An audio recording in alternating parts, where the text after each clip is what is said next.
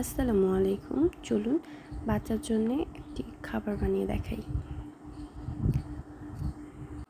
যাদের ছোট বাচ্চা আছে তাদের খাবার খাওয়ানো তো একটা যুদ্ধের সমান। তার উপর যদি হয় অসুস্থতা, তারা তো আরও খেতে চায় না।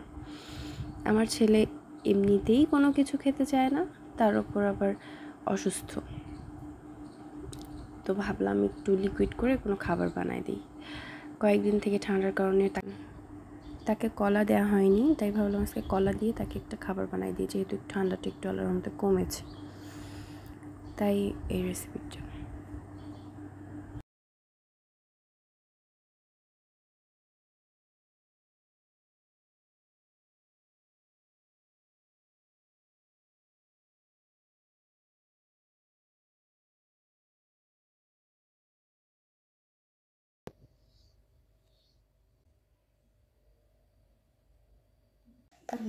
Mana?